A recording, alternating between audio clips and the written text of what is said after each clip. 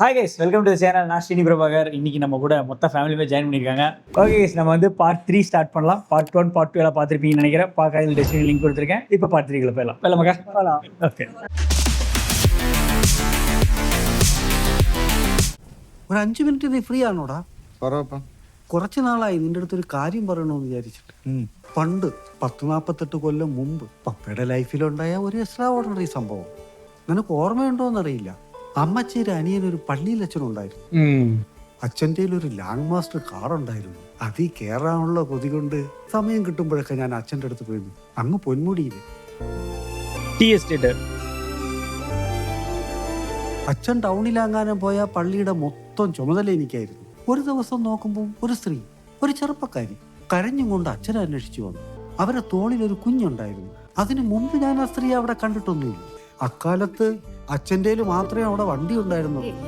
അതന്വേഷിച്ചായിരിക്കും അവർ വന്നത്. അച്ഛനില്ലാന്നറിഞ്ഞ് വിഷമിച്ച ആ സ്ത്രീ തിരികെ നടന്നു. കരഞ്ഞോണ്ട് ഓടി വന്ന സ്ത്രീ തിരിച്ചു മെല്ലെ പോകുന്ന കണ്ടപ്പോ എനിക്കെന്തോ സംശയം തോന്നി. ഞാൻ അവരെ അന്വേഷിച്ചു പോയി. പുറകെ ഓടിച്ചെന്ന് ഞാൻ അവരോട് ചോദിച്ചു, നിങ്ങൾ എന്തിനാണ് കരയണത്? അവരെന്നെ തട്ടി മാറ്റി പിന്നെയും നടന്നു. ഞാൻ വീണ്ടും അവരെ പുറകെ പോയി അവരെ കൈ പിടിച്ച് ചോദിച്ചു, അമ്മ എന്തിനാണ് കരയണത്? ആ അമ്മ കരഞ്ഞുകൊണ്ട് പറഞ്ഞു, എന്റെ കുഞ്ഞു മരിച്ചു പോകുമെന്ന് പറഞ്ഞു. ഞാൻ ചോദിച്ചു, ആര് പറഞ്ഞു? ഏതോ നാട്ടുവൈദ്യം പറഞ്ഞു എന്ന്. എത്രയും പെട്ടെന്ന് മെഡിക്കൽ കോളേജിൽ കൊണ്ടുപോയില്ലെങ്കിൽ കുഞ്ഞു മരിച്ചു പോകുന്നു. കുഞ്ഞിനെന്താ പറ്റിയ? അത് ഞാൻ ചോദിച്ചില്ല. അതൊന്നും പറയാനുള്ള മാനസികാവസ്ഥയിലായിരുന്നില്ല അവര്. എന്തോ സീരിയസ് ആയിട്ടുള്ള അസുഖമാണെന്ന് എനിക്ക് മനസ്സിലായി. എന്തായാലും അവരെ കരച്ചിൽ കണ്ടു നിൽക്കാൻ വയ്യാതെ ഞാൻ പറഞ്ഞു, അമ്മ കരയണ്ട, മെഡിക്കൽ കോളേജിലല്ലേ, നമുക്ക് പോവാം. എത്ര പെട്ടെന്ന് മെഡിക്കൽ കോളേജ് എത്തിയാ കുഞ്ഞ് രക്ഷപ്പെടുന്നല്ലേ പറഞ്ഞേ, നമുക്ക് പോവാം. ഹോ, ഇത് പറഞ്ഞപ്പോ സത്യമായിട്ട് മക്കളെ അവരുടെ ഒരു സന്തോഷം കാണുമായിരുന്നു. എന്നാൽ എനിക്ക് ഈ മെഡിക്കൽ കോളേജോടെ ഒന്നും അറിയാനും പാടില്ല. ഞാൻ അതൊരു പോയിട്ടുമില്ല. എനിക്ക് ആകെ ഉണ്ടായിരുന്ന ഒരു സുഹൃത്തായിരുന്നു സൂര്യൻ. നീ എന്തൊക്കെ പറയണേ? മെഡിക്കൽ കോളേജാ? നമ്മളങ്ങനെ പോവാൻ മെഡിക്കൽ കോളേജ് ഒക്കെ ഒരുപാട് ദൂരെയാ. ടൗണിലേക്ക് ഇനി നാളെ രാവിലെ ഉള്ള ബസ്. കാറിൽ പോയ എളുപ്പത്തും. ഈ കാട്ടുമുക്കിൽ എവിടെയാ കാറ്? ആ കൊച്ചിന് അത്രേ വിധിയുള്ളൂ. എടാ, മറ്റേ മുക്കിൽ സാഹിബിന്റെ വീട്ടിൽ കാറില്ലേ? സാഹിബിന്റെ വീടെത്താൻ 1.5 മണിക്കൂർ പിടിക്കില്ലേ? അതുവരെ കൊച്ചെത്തോ? നീ ഇവരെ എങ്ങോട്ടാ കൊണ്ടുപോടെ? നമ്മളിന്ന് പോയ സ്ഥലമില്ലേ, അവിടെ റിസർവറിന് വീതി കുറവാ. അത് കിടന്ന് ഒരു 5 മിനിറ്റ് നടന്നു കഴിഞ്ഞാൽ സാഹിബിന്റെ വീടെത്തില്ലേ? എന്താണ് ഈ 5 മിനിറ്റ് നടക്കണ മൊത്തം കാട്ടിക്കൂടെ? ആന ഇറങ്ങണ സമയമാണ്. മാത്രമല്ല ഇവരെയും കൊണ്ട് എങ്ങനെ ഈ തണുപ്പത്ത് അക്കരെ നടക്കും? എടാ, ഒരു വഴിയുണ്ട്. പേടിയുണ്ട് കേട്ടോ. எல்லாத்துக்கும் ஒரு சொல்யூஷன் வச்சிருக்காரு. എടാ, നീ പ്ലാറ്റ്ഫോം പഠിച്ചിട്ടില്ലേ? ഇതിലിപ്പോ നമ്മൾ 4 പേര് എങ്ങനെ കയറാനാ? കേറ്റിവിടാനാ? അപ്പൊ നീ നേരത്തെ പറഞ്ഞോ.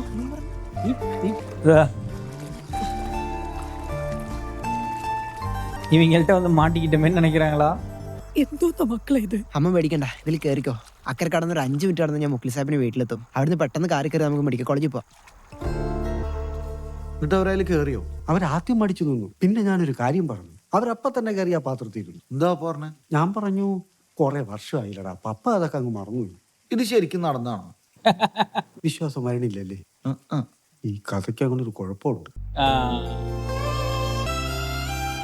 ഐസ് പോലെ ശരീരം മരവിക്കുന്ന ആ തണുപ്പത്ത് ഒരുവിധം ഞങ്ങൾ അവരെയും കൊണ്ട് അക്കരെ நடந்தே போறாங்க. அவங்க நீந்தல்ல, ஆள கம்மி. നോക്കിയപ്പോ ആന പൊങ്ങി വരുന്നു.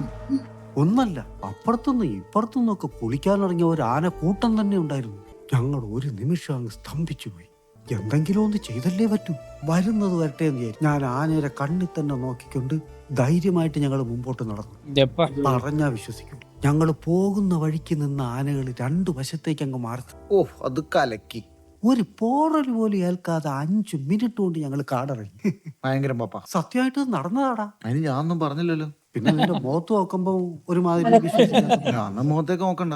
ഇത് നീ വിശ്വസിച്ചില്ലെങ്കിൽ പിന്നെ ഇനി പറയാൻ പോണത് നീ വിശ്വസിക്കത്തേ ഇല്ല. കാടിറങ്ങി സായിപ്പിന്റെ വീട്ടിലെത്തിയ ഞങ്ങൾ അങ്ങേരെ കാറിൽ യാത്ര തുടങ്ങി. ഇതിലെന്താ വിശ്വസിക്കാൻ പറ്റാത്ത കാര്യം? ആയിട്ടില്ല, അവൻ പോണേ ഉള്ളൂ. പോകുന്ന വഴിക്ക് റോട്ടിൽ ഒരു ആൾക്കൂട്ടം കണ്ടു വണ്ടി വരും. വണ്ടി ഓഫ് ചെയ്ത് സായിപ്പ് ഇറങ്ങി നോക്കി. இல்ல, ஏதோ வித்தியாசமா இருக்காங்க எல்லாம். എന്താ പ്രശ്നം ഉണ്ടായത്? അപ്പൊ പ്രശ്നമൊന്നും ഉണ്ടായില്ല. പുറകെ ഞാൻ ഇറങ്ങി, എന്റെ പുറകെ സൂര്യനും ഇറങ്ങി. ஏதோ இறந்துருச்சு போல. வண்டி ரிவர்ஸ்ல போகுது. ஹேண்ட் பிரேக் போட முட்டாங்க. മക്കളെ വണ്ടി, മക്കളെ ഹാൻഡ് ബ്രേക്ക് കൂടെ മുട്ടാங்க റിവേഴ്സിൽ പോയിട്ട് ഓടി അവര് അങ്ങ് ഇറങ്ങി പോണാറല്ലോ അവര് പൊടി പോലും കിട്ടൂല. എന്തോ ഭാഗ്യത്തിന് വണ്ടി ഒരു കല്ലിൽ തട്ടി 2 സെക്കൻഡ് ഒന്ന് സ്റ്റക്കായി നിന്ന നേരം കൊണ്ട് ഞാൻ എങ്ങനെയോ ഇളുന്നു വലിഞ്ഞ് അകത്ത് കയറി ബ്രേക്ക് ഔട്ടി വണ്ടി നിങ്ങൾ മെഡിക്കൽ കോളേജിൽ എത്തിയാ? പിന്നെ മെഡിക്കൽ കോളേജിലെത്തി അവരവിടെ ഇറക്കി 1.5 മണിക്കൂർ കൊണ്ട് ഇയാൾ തിരിച്ച് വീട്ടിലും എത്തി. ആ കൊച്ചിന് എന്താ സംഭവിച്ചത്? കുഞ്ഞ് രക്ഷപ്പെട്ട് കാണും. മെഡിക്കൽ കോളേജിൽ എത്തിയാൽ രക്ഷപ്പെടുമെന്നല്ലേ വൈദ്യര് പറഞ്ഞു. കഴിഞ്ഞ എക്സ്ട്രാ ഓർഡിനറി കഥ എന്തു തോന്നി? കുഴപ്പമില്ല. അല്ലടാ, മൊത്തത്തിൽ ഈ കഥ കേട്ടപ്പോ നിനക്ക് എന്തു തോന്നി? മൊത്തത്തിൽ കേട്ടിട്ട് എനിക്ക് നല്ല ലോജിക്കും ഇത്രയും ഇൻസ്പയറിംഗ് ആയിട്ടുള്ള ഒരു കഥ ഞാൻ കേട്ടിട്ട് ഒന്ന് പോയ പപ്പ ഒന്ന്. அண்ணா இவன் அதான் அந்த ஆக்டரா இருப்பான்னு நினைக்கிறேன். அந்த பேபி தான் ஆக்டர்னு நினைக்கிறேன். എന്താന്ന് ഞാൻ പറയട്ടെ. இருக்கலாம். കഥ പറഞ്ഞപ്പോ നീ എന്നെ തീർത്ത് സൈഡാക്കിയിട്ടുണ്ടാവും. ധീരതയോടെ ഞാൻ ചെയ്ത പല കാര്യങ്ങളും അവന് കോമഡി ആയി കാണും. മാത്രമല്ല ഇപ്പൊ ഞാനും കോമഡിയാ. എന്തായാലും അവന് ഇഷ്ടപ്പെട്ടില്ല എന്നൊന്നും പറഞ്ഞില്ലല്ലോ. ഇല്ലടാ, അവൻ ഇഷ്ടപ്പെട്ടില്ല. ആ മുഖം കണ്ടാൽ നമുക്ക് മനസ്സിലാവുമല്ലോ. നേരം കുറെ ആയി, ഞാൻ പോണു. വീട് വരെ ഞാനും വരണോ? എന്തിന്?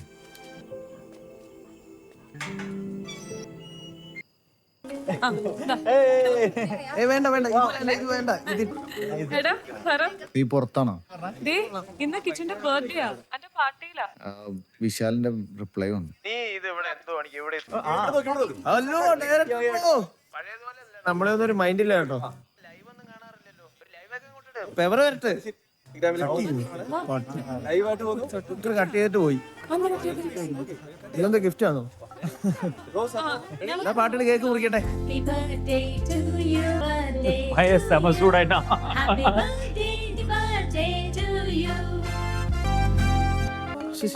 സോറി നിന്നോട് ഞാൻ പല പ്രാവശ്യം പറഞ്ഞിട്ടുണ്ട് ഈ കിച്ചു എന്ന് പറഞ്ഞ പരനാളിന്റെ കൂടെ കറങ്ങി നടക്കരുത്. കൂടെ ഒക്കെ ബർത്ത്ഡേ പാർട്ടി ഇങ്ങനെ ആഘോഷിച്ച് നടന്നു. എന്റെ കൺമുമ്പിൽ എങ്ങനെ വന്ന ഞാൻ അവന്റെ തലയിൽ പൊളിക്കുന്നു പറഞ്ഞേക്കാം പട്ടിക്ക്. ഞാൻ എന്റെ ലൈവ് ആയിരിക്കും ഞാൻ അടുത്ത പോണത്. അടുത്ത വീഡിയോ കാണണമെന്ന് വരാൻ പറ അവനോട്. അടുത്ത വീഡിയോ കാണിച്ചു കൊടുക്കാം ചട്ടിത്തലേനെ. New year, may God to you.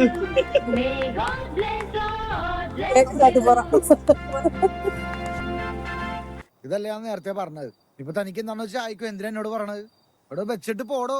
ഇതല്ലേ ഞാൻ നേരത്തെ പറഞ്ഞത്. എനിക്കൊരു താല്പര്യം ഇല്ല പ്രിയ. പ്രിയ എന്താന്ന് വെച്ചാൽ ആയിക്കോ.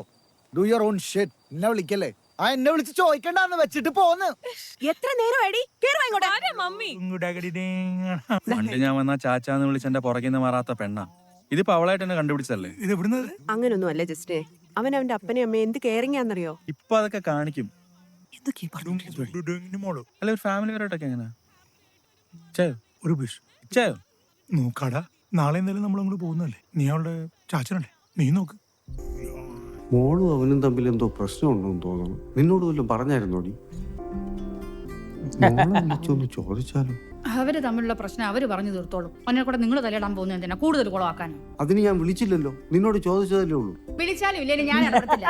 അല്ല, നിന്നോട് ഇടപെടാൻ ആരെങ്കിലും പറഞ്ഞോ? പറഞ്ഞാലും ഇല്ലേലും ഞാൻ ഇടപെടത്തില്ലെന്നാ പറഞ്ഞേ.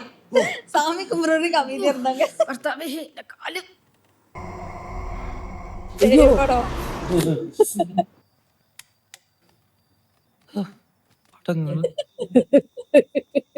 കുട്ടിയമ്മ தண்ணி வேணா நம்ம தான் கூப்பிடுறான். இப்ப போய் அவங்க அப்பா பார்த்து பயப்பட போறான். அதான் போச்சு. பயந்து கத்த போறான். കുട്ടിയമ്മ കിടന്നല്ലാരും நடுராத்திரி என்னடா பண்ணிட்டு இருப்பாங்க? എന്താ പ്രിയ മോളുമായിട്ട് എന്താടാ? പപ്പയുടെ കാര്യം നോക്കും. കുട്ടിയമ്മ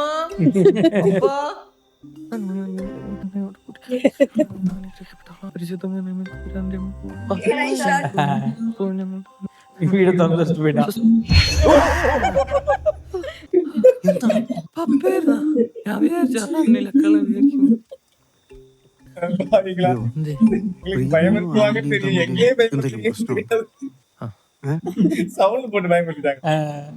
ഇത് പറഞ്ഞു നിക്ക് ഒരു മിനിറ്റ്. അതിനെ നോക്കണ വഴക്ക ഇത് കൂടി അതും അറിയാൻ പറ്റൂ. ഇതേണ്ട.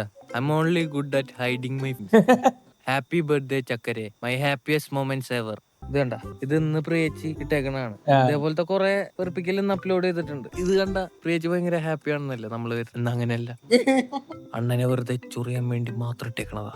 ഇതിനെയാണ് ഇമോഷണൽ അത്യാചാർ എന്ന് പറയുന്നത്. ആ മോളെ പ്രിയ, ഇത് പപ്പയാ. കരയല്ലേ മോളെ? മോളെ എന്തിനാ കരയുന്നേ? കരയല്ലേ കരയല്ലേ? അയ്യോ, അല്ലെങ്കിൽ വേണ്ട പപ്പ, പിന്നെ വിളിക്കാം. കരയണ്ട, വെച്ചോ. ഇവർക്ക് എന്താ சொல்றதே தெரியல. അവന് വയറിന് എന്തോ പ്രശ്നം. സൂര്യനെ നിങ്ങളിപ്പോ മോളെ എന്നാണ് വിളിക്കുന്നത്? നിന്റെ അടുത്ത് ഞാൻ പറഞ്ഞതില്ലേ അവർ തമ്മിൽ എന്തോ പ്രശ്നം ഉണ്ടെന്ന്. മോളെ വിളിച്ചതാ. അവള് ഭയങ്കര കരച്ചിൽ. ചാൾസ് പറഞ്ഞു അവർ തമ്മിൽ എന്തോ ഇമോഷണൽ അച്ചാറാന്ന്. അതെന്തോന്ന് അച്ചാറ്? നീ വേണ്ട.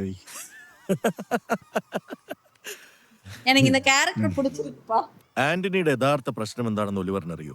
അവന്റെ കൂടെ ഒരു മോഷ്ടാവുണ്ട്. മോഷ്ടാവോ? പേടിക്കണ്ട, ലോകത്തിൽ ഓൾമോസ്റ്റ് എല്ലാവരുടെ കൂടെ അവനിപ്പോ ഉണ്ട്. ദേ, ഇതാണ് അവൻ. ഇവൻ മോഷ്ടിക്കുന്നത് പണവും സ്വത്തൊന്നുമല്ല, എത്ര പണം കൊടുത്താലും കിട്ടാത്ത ഒന്നിനെയാണ്: സമയം. സപ്പോസ് നമ്മളൊരു ജോലി ചെയ്യാൻ തുടങ്ങാണെന്നിരിക്കട്ടെ, ടിങ് എന്ന് പറഞ്ഞ ഒരു നോട്ടിഫിക്കേഷൻ സൗണ്ട് കേട്ടാൽ ജസ്റ്റ് ഒരു സെക്കൻഡ് നോക്കാന്ന് പറഞ്ഞ് ഫോൺ എടുക്കും. ഈ ഒരു സെക്കൻഡ് മിനിറ്റുകളും മണിക്കൂറുകളും ദിവസങ്ങളും ആവുന്നത് നമ്മൾ അറിയേയില്ല. പിന്നെ ആന്റണിയെ പോലെ ക്രിയേറ്റീവായിട്ട് വർക്ക് ചെയ്യുന്ന ഒരാളാണെങ്കിൽ 24 മണിക്കൂറും ഇതിലൂടെ മറ്റുള്ളവരുടെ അച്ചീവ്മെന്റ്സ് കണ്ട് ആവശ്യമില്ലാത്ത ഒരു കമ്പാരിസണും ഈഗോയും വർക്കൗട്ട് ചെയ്യും. അയ്യോ, ഞാൻ മാത്രം ഒന്നും ചെയ്യുന്നില്ലല്ലോ എന്ന അനാവശ്യമായ ഒരു പേടി ഉള്ളിൽ രൂപപ്പെടാൻ തുടങ്ങും. ഫോൺ കയ്യിലില്ലെങ്കിൽ, ഫോർ എക്സാമ്പിൾ, ഈ സ്മോക്കിംഗ് അഡിക്റ്റ് ആയിട്ടുള്ളവർക്ക് സിഗരറ്റ് കിട്ടിയില്ലെങ്കിൽ ഉള്ളൊരു ഫീലിംഗ് ഇല്ലേ, അതുപോലെ ഇരിക്കും. പക്ഷേ സ്മോക്ക് ചെയ്യുന്ന ഒരാൾക്ക് അറിയാം cigarette smoking is injurious to health. അതറിഞ്ഞുകൊണ്ട് തന്നെയാണ് അയാൾ സ്മോക്ക് ചെയ്യുന്നത്. പക്ഷേ സ്മാർട്ട് ഫോൺ അഡിക്റ്റ് ആയിട്ടുള്ള ഒരാൾക്ക് അറിയില്ല ഇത് പതുക്കെ അയാളുടെ മെന്റൽ ഹെൽത്തിനെ എഫക്ട് ചെയ്യുന്നു, അയാൾ ചെയ്തുകൊണ്ടിരിക്കുന്ന വർക്കിന്റെ ഫോക്കസ് പോകുന്നു.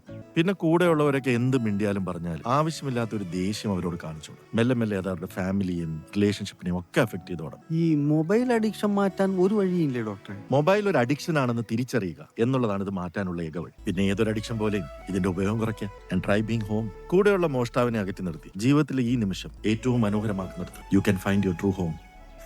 എങ്ങനെയായിരുന്നു വീടായത്? മുകളിൽ അവന്മാർ ഒരു മുറിയുടെ പണിയണമെന്ന് വിചാരിച്ച് തുടങ്ങിയതാ. നമ്മുടെ ഡയറക്ടർ BR കഴിഞ്ഞിരിക്കുന്ന സമയമായിരുന്നേ. അവന്റെ കലാവിരുത് മുഴുവൻ പരീക്ഷിച്ച് വീട് ഇങ്ങനെയായി. എന്തൊരു മാറ്റല്ലേ? ആന്റണി, ക്യാമറ കണ്ടാൽ അവന്റെ ആദ്യത്തെ പോസ്റ്റ് ഇതാ, ഫോൺ എടുത്ത് കൈ പിടിച്ചോളൂ. അതിപ്പോഴും ഇപ്പൊ പിന്നെ ആർക്കാ ഇതുപോലെ പ്രിന്റൊക്കെ എടുത്ത് സൂക്ഷിച്ചു വെക്കാൻ നേരം? എല്ലാം ഫോണിൽ കിടക്കല്ലേ? ഫോണിൽ കിടക്കും, പക്ഷെ മനസ്സിൽ കിടക്കത്തില്ലല്ലോ. നല്ല നല്ല രസമായിട്ടുണ്ടല്ലേ എല്ലാം. ഞാൻ ചെയ്യുന്ന കണ്ടിട്ട് അപ്പുറത്തെ അയൽവക്കത്തെ ചേച്ചിമാരൊക്കെ ചെയ്തു തുടങ്ങി. പക്ഷെ എന്ത് കാര്യം, അവരൊന്നും സ്നേഹിക്കുന്നില്ല ഈ ചെടികളെയും. നമ്മള് സ്വന്തം മക്കളെ പോലെ ഇങ്ങനെ ശുശ്രൂഷി, ഇവരതിനനുസരിച്ച് പൂവിടും. എനിക്കാണെങ്കിൽ പ്രസവിച്ച സുഖമാണ് ഇതൊക്കെ കാണുമ്പോ, അല്ലേ? നല്ല രസമുണ്ടല്ലേ? നമുക്കും വേണം ഇതുപോലെ റൂം. ഇതിനകത്ത് എവിടെയെങ്കിലും എന്റെ ഫോട്ടോ കണ്ടായിരുന്നോ? ഇല്ലല്ലോ. ശ്രദ്ധിച്ചില്ല. ഇതിനകത്തേ അപ്പന്റെ മക്കളുടെ ഫോട്ടോ മാത്രമേ ഉള്ളൂ, എന്റെ ഇല്ല. അതിന് നീ ഹോസ്പിറ്റലിൽ നിന്നും പറഞ്ഞ് നെട്ടോട്ട് ഓടുന്നതിനിടയ്ക്ക് അവിടെ ഫോട്ടോ എടുക്കാൻ നേരം. അന്ന് ഞാൻ ഓടിയതുകൊണ്ടാ ഇന്ന് ഈ വീട് ഓടുന്നത്. വീട്ടിലൊരു നഴ്സ് ഉള്ളതുകൊണ്ട് പിന്നെ അപ്പനെ നോക്കാൻ വേറൊരു ഹോം നഴ്സിനെ വെക്കേണ്ടി വന്നില്ല. എല്ലാം ചെയ്തോളൂ, പാവം.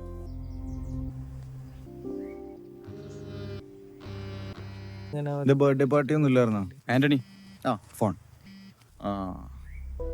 ബാങ്കിൽ നിന്ന് ഈ മാനേജർ എപ്പോഴും ഹെൽത്ത് ഇൻഷുറൻസിന്റെ കാര്യം പറഞ്ഞ് ഇങ്ങനെ വിളിച്ചോണ്ടിരിക്കും.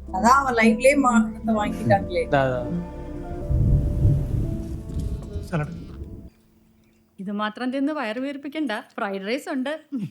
അടിപൊളി. Thank you. എനിക്ക് നിന്റെ റെസിപ്പി ഒന്ന് പറഞ്ഞു തരണേ. അതിനെന്താ, ഞാനേ ഒരു കുക്കിംഗ് ചാനൽ തുടങ്ങുന്നുണ്ട്. മര്യാദക്ക് ചായയുടെ അറിയാത്തോളാം. സാരമില്ല മോളെ, ദേ ഇരിക്കുന്ന ഒരുത്തൻ ഒരു ചീരത്തായി മര്യാദക്ക് നടാൻ അറിയാമല്ല. വലിയ യൂട്യൂബ് ചാനൽ. ചാൾസിന് യൂട്യൂബ് ചാനലൊക്കെ ഉണ്ടോ? ഞാൻ കണ്ടിട്ടില്ല കേട്ടോ. അയ്യോ, ഞങ്ങളും കണ്ടിട്ടില്ല. അങ്ങനെയൊക്കെ കിട്ടി തുടങ്ങിയോ? പിന്നെ ഒരുപാട് ലക്ഷങ്ങൾ വന്ന് കുമിഞ്ഞു കൂട്ടിട്ടേ ഇപ്പൊ അക്കൗണ്ടിൽ വെക്കാൻ സ്ഥലമില്ല. അല്ലേടാ? മോക്കൊരു കട്ട്ലറ്റ് കൂടെ വെക്കട്ടെ.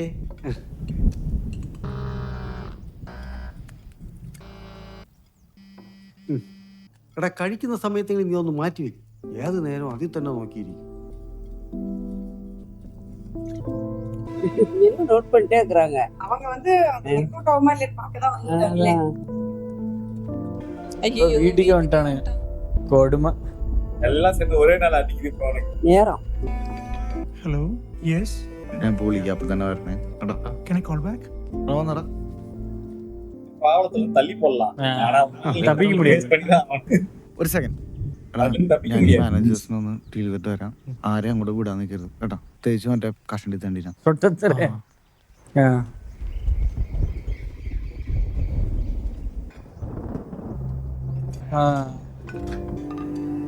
പ്രിയ എണീറ്റ് പോയി കൈ കഴുകും. ആ അപ്പച്ചന്റെ ഉറക്കം കഴിഞ്ഞോ? Don't be afraid. We won't make an author of you. ആ ആക്സിഡന്റിന് ശേഷം ഉറക്കമൊക്കെ തീരെ കുറവാ. അല്ല, സംസാരമൊക്കെ തീരെ കുറവാ. പാതിയും പാലും തുമ്പും ഇല്ലാത്ത ഓരോ ഇംഗ്ലീഷും. പറഞ്ഞോളൂ, ടെൽ മീ. അയ്യോ അതോടെ വെക്ക്. കേൾക്കുന്നില്ലെന്നേ. ആന്റണി പറയുന്നത് എനിക്ക് മനസ്സിലാവുന്നുണ്ട്. പക്ഷേ പഴയ ബാങ്ക് മാനേജർ നിങ്ങളുടെ സാലറി സ്ലിപ്പ് നോക്കിയിട്ടാ നിങ്ങൾക്ക് ലോൺ പാസ്സാക്കി. നിങ്ങൾ ജോലി രാജിവെച്ചിട്ട് ഫിലിം ഫീൽഡ് തെരഞ്ഞെടുത്തപ്പോൾ തന്നെ ബാങ്കിന്റെ കണ്ണിൽ ചീറ്റിംഗ് ആണത്. சொட்டத்தலை கவனிக்கிறான்டா. செக் பண்ணதான் வந்திருக்காங்க. ஆமா. ஃபர்ஸ்ட் வெஜ் தம்பி விட்டுட்டான். நம்பி ഐസ്ക്രീം കഴിക്കും. ആന്റെ அழகா கூட்டி போய் எங்க அப்பாட்ட விட போறான்னு நினைக்கிறேன். കൊച്ചിന് ഐസ്ക്രീം കൊടുത്തിട്ട് കൊണ്ടുപോടാ. ஃபாஸ்டா வர்றான். கிளி விடுறா.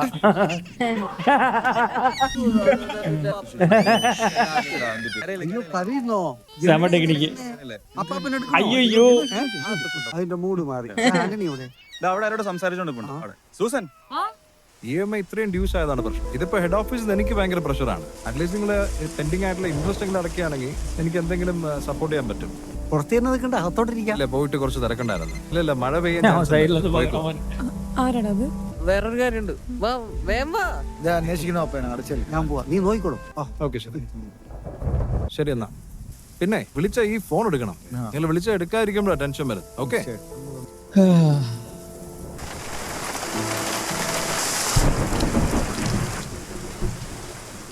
ഹെൽത്ത് ഇൻഷുറൻസ് ആയിരിക്കും. അയാള് പോയടാ.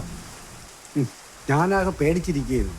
ഇനി EMI മുടങ്ങിയതിന്റെ പേരിൽ അയാളൂടെ കിടന്ന് പ്രശ്നം ഉണ്ടാക്കുമെന്ന്. ഇറങ്ങിയാലോ? ഞങ്ങളെന്നാ അങ്ങോട്ട് പോണോ? മഴ തുറന്നിട്ട് പോയാ പോരെ? നല്ല ഇടിയുണ്ട്. ഓ അത് സാരമില്ല. എന്നാ പിന്നെ മഴ മാറിയിട്ട് പോലെ കുറച്ച് തോന്നിട്ട്. ഇനിയിപ്പോ എപ്പോ കറണ്ട് വരാനാണോ? ഒരു ഇൻവെർട്ടറാണെങ്കിൽ കേടായിട്ട് നന്നാക്കാൻ പറഞ്ഞിട്ടേ ഞാൻ നന്നാക്കിക്കോളാം എന്ന് പറയാൻ തുടങ്ങിയിട്ട് കാലം കുറെ ആയി. போச்சு. எங்க அம்மா ஃபுல்லா கம்ப்ளைண்டா பண்ணி தள்ளுறாங்க. വെള്ളം തെറിച്ചോടാ ചക്കര. ഇടിയിട്ട് പേടിച്ച് പാവം. കാറ്റടിച്ച് വെള്ളം അത്രയും അകത്ത് കയറും. മക്കളെ, നീ ആ ജനലിന്റെ അടുത്തുനിന്ന് മാറിയിരിക്കണം. ഓ എടാ നിന്റെ അടുത്ത് എത്ര പ്രാവശ്യം പറഞ്ഞടാ ആ ഫോണും കൊണ്ട് ജനലിന്റെ അടുത്തുനിന്ന് മാറിയിരിക്കാൻ. എന്താ ഇപ്പടെ പ്രശ്നം എന്താണ്? ഇടിവെട്ടുന്ന കണ്ടില്ലേ? ഒരു 5 മിനിറ്റ് ആ കുന്തം ഒന്ന് മാറ്റി വെച്ചാൽ എന്താ? ഇടിവെട്ടണേൽ എന്താ? ഇത് ഞാൻ കുത്തിയൊന്നും ഇട്ടിട്ടില്ലല്ലോ. It's not connected. എടാ ഇടിവെട്ടുമ്പോ റേഡിയേഷനിൽ കൂടെ വരൂലേ? റേഡിയേഷനാ? ആ എടാ എയറിലൂടെ വരൂലേ? അതിൽ ഇന്റർനെറ്റ് ഒക്കെ ഉള്ളതല്ലേ? അപ്പൊ ആൾക്കാരെ ചിരിപ്പിക്കാതെ വല്ലോടത്തും ഇരിക്കും. അപ്പം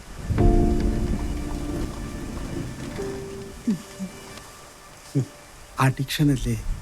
പുകവലിക്കുന്ന പോലെ തന്നെ ഒരു 5 മിനിറ്റ് കൂടി ഇല്ലാതെ പറ്റില്ലെന്നായി. അതാ കാര്യം. വിശാല പുതിയ പടം അനൗൺസ് ചെയ്തല്ലോ. ഇത് ആന്റണിയുടെ പ്രൊഡ്യൂസർ അല്ലേ? അവിടെ നോക്കട്ടെ. എല്ലാം ഈ ഫോൺ അഡിക്ഷൻ കാരണം. ഇല്ലെങ്കിൽ എന്നേ സ്ക്രിപ്റ്റ് കംപ്ലീറ്റ് ചെയ്ത് പടം ചെയ്യാനുള്ള സമയം കഴിഞ്ഞെന്നറിയാം. அவங்கள்ட்ட போய் சொல்லலாமா? ഇപ്പൊ തന്നെ പ്രിയമോളുമായിട്ട് ഡെയിലി അടിയാ. അയ്യോ തന്നെ ഇവിടെ വന്നിട്ട് ഇവർ തമ്മിൽ സംസാരിക്കുന്ന നമ്മളാരെയും കണ്ടോ? ഇതാ കാര്യം. ഒന്ന് നിർത്തണുണ്ടോ നിങ്ങള്? വെറുതെ മനുഷ്യനെ ഭ്രാന്ത് കയറ്റാനായിട്ട്. ഏത് നേരത്തെ ഈ നശിച്ച വീട്ടിൽ വരാൻ തോന്നിയെന്ന് ആലോചിക്കണം. ഇപ്പൊ നിങ്ങളൊക്കെ കുറെ ഉണ്ടാക്കിയിട്ടാണ് എന്റെ ജീവിതത്തിലൊക്കെ സംഭവിച്ചത്. നിങ്ങളൊരു ഒറ്റൊരാളുടെ വിവരമില്ലായ്മയാണ് ഞാൻ ഈ അനുഭവിക്കുന്നത്. കാക്ക ഓർത്തോണം. ആന്റണി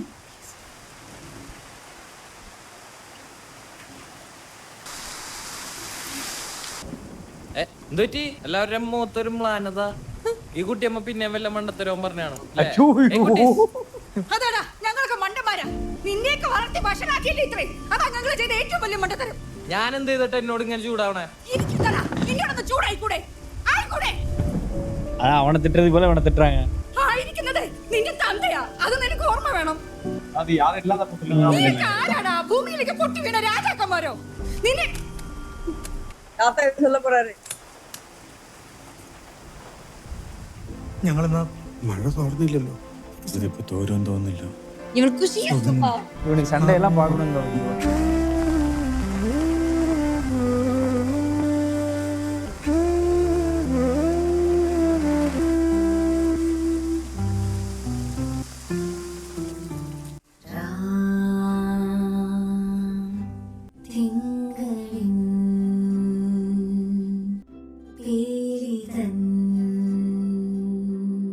ആരും കാണാതെ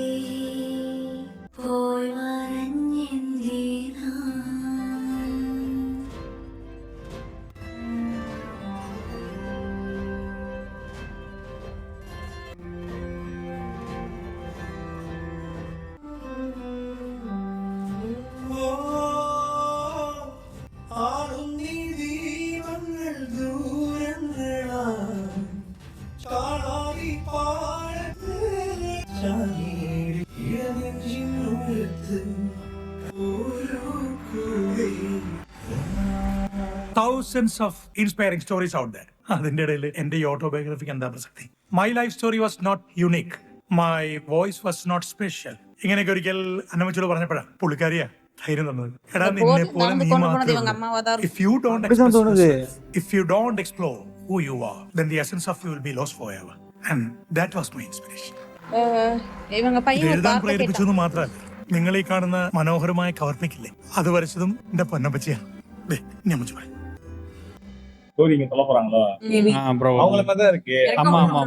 ഒരുപാട് നാളായി വരച്ചിട്ട്. ഇതിപ്പോ ഇവന്റെ നിർബന്ധം കാരണോ വരയ്ക്കാനായിട്ട് ബ്രഷ് കയ്യിലെടുക്കുമ്പോഴെല്ലാം മനസ്സിലേക്ക് ഒരു മുഖം തെളിഞ്ഞു വരും. ദൈവത്തിന്റെ മുഖം. ദൈവം എനിക്ക് വേണ്ടി ഭൂമിയിലേക്ക് ഇറങ്ങി വന്ന ഒരു ദിവസം ഉണ്ടായിരുന്നു. அப்ப லிட்டரலா அவங்க அப்பா இவருதான் காப்பாத்திருக்காரு.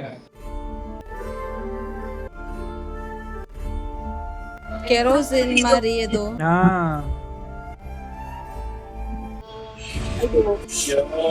மாதிரி ஏதோ.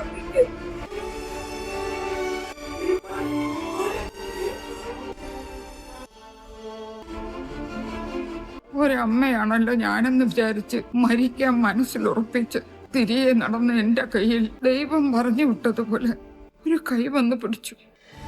അമ്മ എന്തിനാ കരയുന്നത്? ആകെ തകർന്നു നിന്ന് എന്നെ നോക്കി അവൻ പറഞ്ഞു, അമ്മ കരണ്ട, മെഡിക്കൽ കോളേജല്ലേ, നമുക്ക് പോകാം. എന്നെ ജീവിതത്തിലേക്ക് തിരികെ പിടിച്ചു കയറ്റിയ വാക്കുകളായിരുന്നു അത്.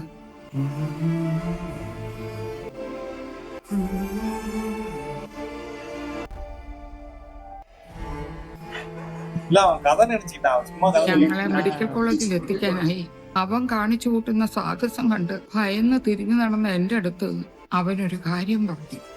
തിരിച്ചു പോയി സ്വന്തം കുഞ്ഞിന്റെ മരണം നോക്കി നിൽക്കുന്നതിന്റെ അത്രയും ധൈര്യം വേണ്ടല്ലമ്മേ ഇതിൽ കയറാൻ.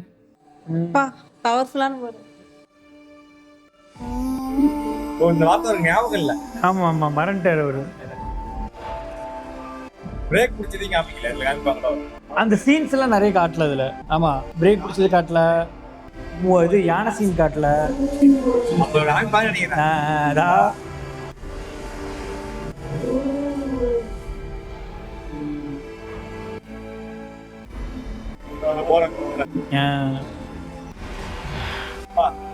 பல்லும் ஹேர் பின் பெண்ட் தானே. ജോസഫിനെ അഡ്മിറ്റ് ചെയ്ത് ഞാൻ വന്ന് നോക്കുമ്പോൾ ആ കുട്ടിയെ കൂടെ വന്നവരെയും കാണാനില്ല.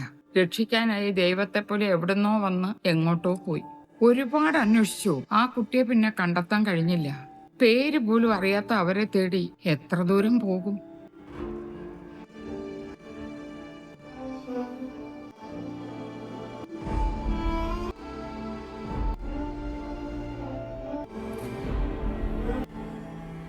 ഞാൻ എപ്പോഴും ചിന്തിക്കും, ഒരു പരിചയവും ഇല്ലാത്ത ഞങ്ങളെ സ്വന്തം ജീവൻ പണയം വെച്ച് അവൻ രക്ഷിച്ചത് എന്തിനായിരുന്നു? ഈ കഥയല്ലാതെ ഞാൻ വേറെ എന്താ വരയ്ക്കുക?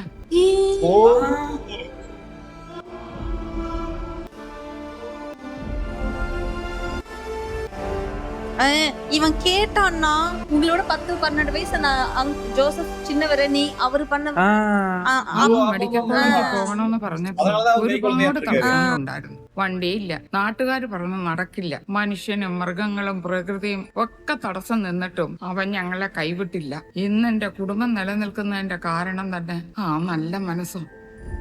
யாரோ சொல்லிதான் அவனுக்கு நம்பவே மாட்டேன். ஸ்டோரி மட்டும் இல்ல, அவரோட ஒர்க்கே வந்து யாரோ ஒரு ஆள் சொல்லிதான் தெரியுது.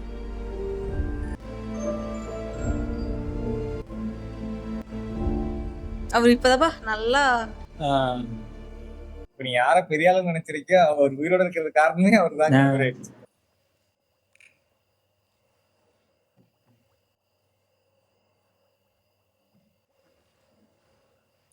அவர் இதான் பேசுறாரு.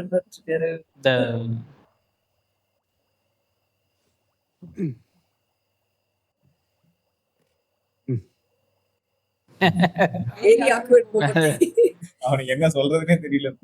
Typical Indian dads and moment. നീ പറഞ്ഞതാടാ ശരി.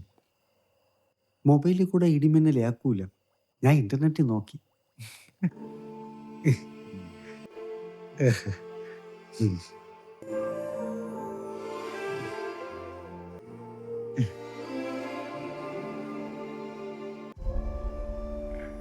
എഴുതുന്നത് ഹൃദയത്തിൽ നിന്നാണെങ്കിലും എൻ്റെ കൈയക്ഷരം വളരെ മോശമാണ്. എൻ്റെ മോശം വശങ്ങൾ മറ്റുള്ളവരെ അറിയാതിരിക്കാൻ ഞാൻ വളരെ കോൺഷ്യസ് ആയിരുന്നു. കാരണം അതറിഞ്ഞാൽ മറ്റുള്ളവർ എന്നെ പരിഹസിച്ചാലോ കുറ്റപ്പെടുത്തിയാലോ ചിലപ്പോൾ ചീത്ത വിളിച്ചാലോ എന്നൊക്കെ ഞാൻ ഭയന്നു. അതുകൊണ്ട് തന്നെ ഒരു ഫിലിം മേക്കർ കൂടിയായി കഴിഞ്ഞപ്പോൾ എൻ്റെ നല്ല വശങ്ങൾ മാത്രമേ ആളുകൾ കാണാവൂ എന്നെനിക്ക് നിർബന്ധമുണ്ടായിരുന്നു. എൻ്റെ ജോലിയേക്കാൾ ശ്രദ്ധ മറ്റുള്ളവർ എന്നെക്കുറിച്ച് നല്ലത് മാത്രമല്ലേ പറയുന്നുള്ളൂ എന്ന് ശ്രദ്ധിക്കുന്നതിലേക്കായി. നിങ്ങൾക്കറിയാവുന്ന ആന്റണി ഒലിവർ ട്വിസ്റ്റ് അതായിരുന്നു. പക്ഷേ കുറച്ച് ദിവസങ്ങൾക്ക് മുമ്പ് എൻ്റെ ലീക്കായ ഒരു വീഡിയോ നിങ്ങളെല്ലാവരും കണ്ടിട്ടുണ്ടാവും. ഞാൻ പേടിച്ച പോലെ തന്നെ എന്നെ പലരും പരിഹസിച്ചു, കുറ്റപ്പെടുത്തി, ചീത്ത വിളിച്ചു. പെട്ടെന്നുണ്ടായ ദേഷ്യത്തിൽ ഞാനന്ന് എന്തൊക്കെയോ പറഞ്ഞു. ചെയ്ത തെറ്റ് തുറന്നു പറയാൻ മടിച്ച് ദേഷ്യപ്പെടുകയും ഈഗോ അടിക്കുകയും ഡിപ്രഷൻ അടിച്ചിരിക്കുകയും മൂത്തവരോട് തർക്കുത്തരം പറയുകയും ഇതൊക്കെ ചെയ്യുന്ന ഒരു സാധാരണ മനുഷ്യനാണ് ഞാൻ. I am not a perfect person. പക്ഷെ ഇതെല്ലാം ഞാൻ കാണിക്കുന്നത് ഈ ലോകത്ത് എനിക്ക് ഇതൊക്കെ കാണിക്കാൻ സ്വാതന്ത്ര്യമുണ്ടെന്ന് വിശ്വസിക്കുന്ന ഒരു സ്ഥലത്താണ്, അറ്റ് മൈ ഹോം. കാരണം അവിടെയുള്ളവർ ഞാൻ എന്തെങ്കിലും തെറ്റ് ചെയ്താൽ ദേഷ്യപ്പെടില്ല, പരിഹസിക്കില്ല, ചീത്ത വിളിക്കില്ല. പകരം ആ തെറ്റ് തിരുത്തി തരും. Happy home, sweet home. I M always imperfect at my home. Scratch பண்ணது கூட மாத்தி அப்படியே போட்டோம்.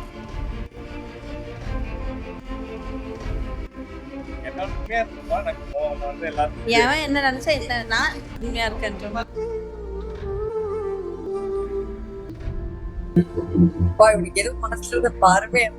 தாத்தா இப்போது பேசுங்க.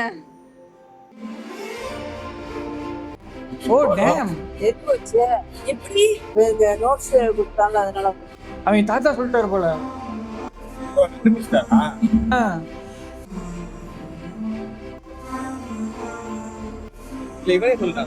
தெரியலையே.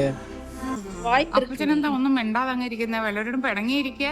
അപ്പച്ചൻ അങ്ങനെ ആരോടും മിണ്ടാറില്ല. People like us don't go out at night. Oliver ട്വിസ്റ്റിലെ വരികളാണല്ലോ, അതാണോ ഇഷ്ടപ്പെട്ട നോവൽ?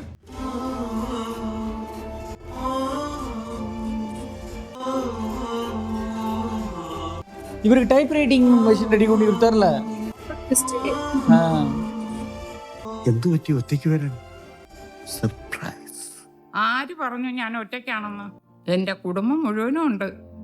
ഇത്രയും നാള് ഞാൻ അന്വേഷിച്ചു നടന്നു എന്റെ ദൈവത്തെ കാണാൻ.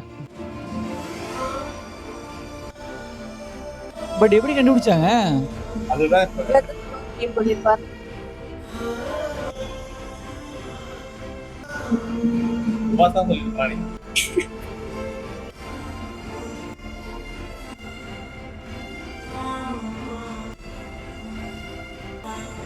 இப்பதான் ஒரு சிரிச்சு பல்லு தெரியுது. மனசார சிரிக்கிறது அப்படிங்கிறது.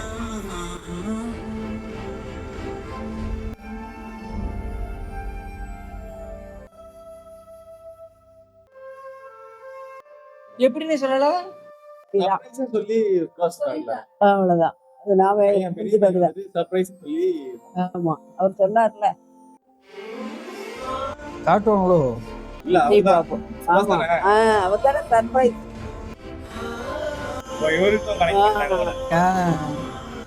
இவர் டைப் பண்ணிருக்காருப்பா. ஆமா, டைப் ரைட்டர் ரெடி பண்ணி കൊടുത്തപ്പോ ഇത് ഇരിക്കുന്നു. ബുക്ക് റിലീസ് பண்ணிருக்காருன்னு நினைக்கிறேன். ഇങ്ങനെ കാണുമ്പോൾ നിങ്ങൾക്ക് ദേഷ്യം വരുന്നുണ്ടോ?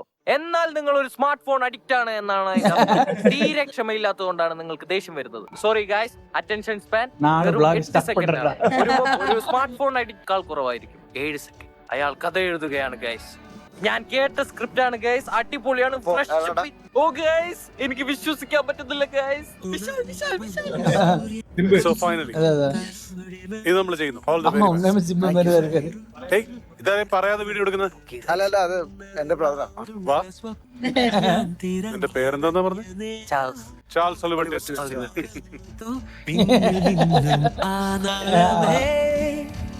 பக்கத்துல பாரு, அதுக்கு பக்கத்துல பாரு. വീട്ടിൽ കിടക്കുന്ന നമ്മൾ ഇപ്പോൾ കണ്ടുകൊണ്ടിരുന്നില്ല, പക്ഷെ കാണാൻ നല്ല രസമുണ്ട് ഗൈസ്. அவங்க அம்மா அப்பா கேட்டாங்கப்பா.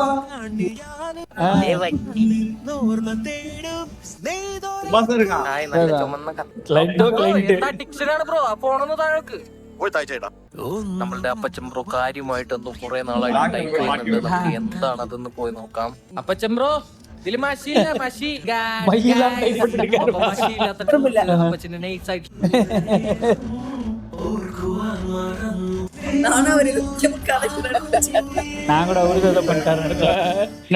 ஆக்சுவலா எனக்கு ரொம்பவே பிடிச்சிருந்தது. எனக்கு அப்படியே ஒரு வீட்டுக்குள்ள இருந்து அந்த இதுல ஒரு ஃபீல் குட்டா எனக்கு இருந்தது. நான் வீட்ல இருந்த ஒரு ஃபீல் தான். அந்த ஃபேமிலி மெம்பர்ல நீ நானும் ஒரு ஆளு அப்படிங்கிற மாதிரி தான் எனக்கு ஃபீல் இருந்தது. எனக்கு ரொம்பவே பிடிச்சிருந்துச்சு. மம்மி உங்களுக்கு? எனக்கு இந்த படம் ரொம்ப பிடிச்சிருந்துச்சு. ஆரம்பத்துல இருந்து ஒரு காமெடியா போனாலும் கருத்து நல்லா இருந்துச்சு. ஒரு ஃபாதருக்கும் ஒரு சன்னுக்கு உள்ள ஒரு உறவு, அதே மாதிரி அம்மாவுக்கு பையனுக்கு உள்ள சேட்டைகள் எல்லாமே நல்லா இருந்துச்சு. இந்த படத்தை வந்து பாருங்கன்னு சொன்ன உங்களுக்கு நாங்க ரொம்ப நன்றி சொல்றோம். ஆமா. உனக்கா? எனக்கா எனக்கு வந்து என்ன பிடிச்சதுன்னா நிறைய ரியாலிட்டி டச் பண்ணிருக்காங்க. லைக் நான் சும்மாவே அழுவேன். இவங்க ஏதாவது போட்டு விட்டுறாங்க வேற. நிறைய ஒரு ஹோல்சம் வைப், லைக் பிராக்டிகலான நிறைய விஷயங்கள் டச் பண்ணியிருந்தாங்க. ஸ்மார்ட் போன் அடிக்ஷனா இருக்கட்டும், இல்ல செல்ஃப் எமோஷன்ஸ் ரெகுலேட் பண்ணாத ஒரு ஆளா இருக்கட்டும், இல்லைன்னா எப்படிப்பட்ட ஆளா இருந்தாலும் இம்பர்ஃபெக்டா இருப்பாங்க. வீட்டுல வந்து அந்த ரியாலிட்டி இருக்கதான் செய்யும். அதை நீங்க வந்து ஒரு ஆள் ஐடோலா பாக்குறீங்கிறதுக்காண்டி அவங்க பெர்ஃபெக்ட்டா இருக்கணும்னு இல்ல. Everybody is human. அப்புறமேட்டு வந்துட்டு லைக் அந்தந்த ஏஜ்ல அவங்கவுங்க ஃபிகர் அவுட் பண்ற விஷயங்கள், லைக் அப்பா இருக்கட்டும், அப்பா வந்து அவங்கவுங்க வந்து என்னென்னலாம் ஃபிகர் அவுட் பண்ண ட்ரை பண்ணுவாங்க, இல்ல வந்து என்னென்ன ஹாபிஸ் பில்ட் பண்ண ட்ரை பண்ணுவாங்க. அது அப்புறம் நிறைய விஷயங்களை ப்ராக்டிகலா டச் பண்ணியிருந்தாங்க. ஃபேமிலினா அப்படிதான் இருக்கும். நிறைய இம்பர்ஃபெக்ஷன்ஸ் இருக்கும். லைக் முடிஞ்ச அளவுக்கு ஜாலியா என்ஜாய் பண்ணிட்டு போயிடணும் அப்படின்ற மாதிரி நிறைய நல்லா இருந்தது. நல்ல ஒரு ஹோல்சம் வைப். மேம் உங்களுக்கு? இந்த படம் வந்துட்டு நம்மள நிறைய பேர் வந்துட்டு ஃபேமிலியோட பாருங்கன்னு சொல்லியிருந்தாங்க. அதுக்கு ரீசன் வந்துட்டு நமக்கு இப்பதான் புரியுது. என்னன்னா, ஏன்னா எல்லாரும் கனெக்ட் பண்ற மாதிரியான ஒரு ஸ்டோரியா இருக்கும். ஒரு தம்பி கேரக்டர், அண்ணன் கேரக்டர், அப்பா அம்மா இந்த மாதிரி இருக்கவும், ஸோ எப்படியும் அந்த 2 பேர்ல யாராச்சும் ஒருத்தவங்க லவ் பண்ணுவாங்க, கேர்ள் ஃப்ரெண்ட்ஸ் இருக்கும். ஸோ இந்த ஸ்டோரிலாம் வந்துட்டு இது நடக்கிறது தானே, எல்லாரும் வீட்லயும் நடக்கிறது. ஆக்சுவலா ஸ்டோரி வந்து அப்படிதான் ஆரம்பிக்கும். நீ வீட்டுல இருக்கிறவங்க மதிச்ச அப்படின்னா ஆட்டோமேட்டிக்கா அவங்க உன்னை மதிப்பாங்க. பட் நீ வந்து ஆப்போசிட்ல இருக்க உங்க கேர்ள் ஃப்ரெண்டோட ஃபேமிலி வந்து அவ்வளவு நீ தூக்கி கொண்டாடுற, சொந்த ஃபேமிலி நீ மதிக்கிறது இல்லைங்கிறதுனால அந்த ஸ்டோரி ரொம்ப முக்கியமானதுங்கிறதால நான் சொல்றேன். ஏன் அதை பார்க்க சொன்னாங்க ஃபேமிலியானா, அப்பதான் அது வந்து 2 பேரை பார்த்தா இது பெருசா வந்து நம்மளால கனெக்ட் பண்ண முடியாது. அப்பா அம்மா கூட உட்காந்து பார்க்கும்போது, தம்பி கூட உட்காந்து பார்க்கும்போது, அண்ணன் கூட உட்காந்து பார்க்கும்போது நமக்கு அந்த ஒரு பாண்டிங் கிடைக்குங்கிறதுனால நிறைய பேர் சஜஸ்ட் பண்ணிருக்கான்னு தோணுது. பட் அதை வந்துட்டு இந்த படம் வந்துட்டு கரெக்டா வந்துட்டு நமக்கு கனெக்ட் பண்ணிருச்சுங்கிறது தான் என்னோட இது. அதை தாண்டி ஆக்டிங் வைஸ் வந்துட்டு எனக்கு அந்த அப்பா கேரக்டர் பண்ணியிருந்தாங்க. எனக்கு வந்து அவர் வந்துட்டு எப்படி அவ்வளவு யதார்த்தமா நடிச்சாருங்கிறது என்னால இப்போதைக்கு நம்ப முடியல. அவர் உண்மையுமே வந்துட்டு நம்ம அப்பா எப்படி இன்னசென்டா இருப்பாங்க எல்லா விஷயத்திலயும். நம்ம வந்துட்டு நம்ம நினைச்சுப்போம், நம்மள படிக்க வச்சது, நம்மள வந்து எல்லாம் பண்ணது அவங்க தான். நம்ம நினைச்சுப்போம் நம்ம அவங்களோட அட்வான்ஸா இருக்குன்னு சொல்லிட்டு. பட் முன்னாடி அவங்களும் அப்படிதான் இருந்திருப்பாங்க. நம்ம கொஞ்சம் டெக்னாலஜி போன் நிறைய பார்த்ததுனால, நிறைய டெக்னாலஜி பாக்குறதுனால நமக்கு வந்துட்டு நிறைய கொஞ்சம் அவங்களோட அதிகமா தெரிஞ்சு வச்சிருக்கோம். பட் அதுக்காக அவங்க வந்துட்டு நம்மளோட கீழங்கிறதெல்லாம் வந்துட்டு எதுவும் இல்லை. பட் அதை வந்துட்டு அவர் எந்த அளவுக்கு அப்பா மதிக்காம போனாரோ அந்த அளவுக்கு அவர் பிரச்சனை வந்துகிட்டே இருந்தது. அவர் எப்ப மதிக்க ஆரம்பிச்சாரோ அப்போ அவர் வந்துட்டு எல்லாரும் மதிக்கிற மாதிரி அவரும் மாறிட்டாரு. அவ்வளவுதான் சிம்பிள் கான்செப்ட். ஃபர்ஸ்ட் நம்ம ஃபேமிலி நம்ம பார்த்தோம் அப்படின்னா நம்மள எல்லாரும் நல்ல விதமா பார்ப்பாங்கிறது இந்த ஒரு சோசியல் மெசேஜா இந்த படத்துல கொடுத்துருக்காங்கிறது எனக்கு தோணுது. ஆக்சுவலி இந்த நிறைய கேரக்டர்ஸ் இருக்கிறதுனால ஒவ்வொரு கேரக்டர்ஸ்க்கும் ஒவ்வொரு பேக் ஸ்டோரி இருக்கு. இப்போ நஸ்லின்னா ஒரு சில பேர் வந்து நஸ்லினோட ஏஜ் இருக்கிற ஆளுங்களுக்கு வந்து நஸ்லின் கனெக்ட் ஆகும். இப்போ இந்த சுபாஷ்ங்கிற கேரக்டர் நேம் என்ன? அவர் கேரக்டர் நேம் என்ன? சுபாஷ் கேரக்டர் நேம் ஆண்டனியா. ஸோ ஆண்டோ அவரோட லைஃப் ஏஜ்ல இருக்க பசங்க அதெல்லாம் எக்ஸ்பீரியன்ஸ் அந்த கிராஸ் பண்ணி அந்த ஸ்டேஜில் இருக்க பசங்களுக்கு அந்த ஏஜ் கனெக்ட் ஆகும். இப்போ வந்து அப்பா எங்க கூட உட்காந்து பார்த்துருந்தாங்கன்னா அப்பா கனெக்ட் ஆயிருக்கும், அம்மாவுக்கு வந்து அம்மா கனெக்ட் ஆயிருக்கு. ஸோ உனக்கு எது கனெக்ட் ஆச்சு? உனக்கு எனக்கு அப்பா தான். ஸோ அந்த கேரக்டருக்கு எங்களுக்கு கனெக்ட் ஆயிருக்கும். அதுதான் வந்து இந்த படத்தோட பெரிய ப்ளஸ்ன்னே சொல்லணும். நிறைய சோசியல் மெசேஜிங் இருந்துச்சு. அது வந்து ரிலேட்டபிளாகவும் இருந்துச்சு. ஒவ்வொருத்தங்களும் அதை கம் அக்ராஸ் பண்ணியிருப்பாங்க. At the end of the day இது வந்து எல்லாத்தோட லைஃப் சைக்கிள்லையும் அது ஒரு பார்ட். ஸோ எல்லாருமே அதை இது கிராஸ் பண்ணி தான் ஆகணும். ஸோ அதையும் நல்லா தெளிவாக சொல்லியிருக்காங்க. இதில் ஆக்டிங் வந்து ஃபினாமினலாக இருந்துச்சு. அதை கொண்டு போய் இந்த பேசிங்கும் சரி, ரொம்ப வந்து கருத்தாக சொல்லாமல் காமெடியாக பண்ணது, அப்பப்போ அங்கே எமோஷனல் அங்கங்கே கொண்டு வந்தது, அதுவும் சூப்பராக இருந்துச்சு. அந்த அப்பா பையன் பாண்டிங் தான் வந்து எனக்கு ஃபேவரட்னு சொல்லுவோம். அது சூப்பராக இருந்துச்சு. அம்மா பையன் வந்து லிட்டரலாக எங்கள் வீட்டில் என்ன நடக்குமோ அதான் இருந்துச்சு. ஸோ நானுமே இந்த கப்பலில் வீட்டில் சைடில் வச்சிருப்பேன். ஸோ அதனால தான் சிரிச்சாங்க. ஸோ அதெல்லாம் வந்து எனக்கு நிறைய அந்த ஃப்ரிட்ஜ் திறந்து பார்க்குறது அதெல்லாமே எனக்கு பயங்கர ரிலேட்டபுளாக இருந்துச்சு. ஸோ ஆஸ் அ மூவி இதாக பார்க்குறப்போ ஒரு நல்ல வெல் மேட் வெல் ரிட்டன் ஒரு கனெக்ட் ஆகிற மாரி எழுதியிருந்தாங்க. So kudos to the team. நல்ல மூவி. சஜஸ்ட் பண்ண எல்லாத்துக்கும் ரொம்ப தேங்க்ஸ். இந்தமாரி ஒரு செட்டப்பில் எங்களுக்குமே உட்காந்து பார்க்குறது ரொம்ப நாள் ஆசை. இன்றைக்கி தான் வந்து பாசிபிளாக இருந்துச்சு. டேடி கொஞ்சம் டயர்ட் அதனால தூங்கிட்டாங்க. நடுவில் ஒரு சின்ன கேமியோ மாரி வந்திருப்பாங்க, முடிஞ்சா போடுறோம். எனிவேஸ் ஒரு நல்ல டேன்னு தான் சொல்லணும். இப்போ வந்து ரேப் அப் பண்ண டைம் ஆயிடுச்சு. எங்கள் சைட்லேருந்து இந்த படத்தை நீங்கள் சஜஸ்ட் பண்ணதுக்கு ஒரு ரொம்ப தேங்க்ஸ். மீண்டும் அடுத்த வீடியோவில் சந்திப்போம். நன்றி, வணக்கம், டாடா. Bye.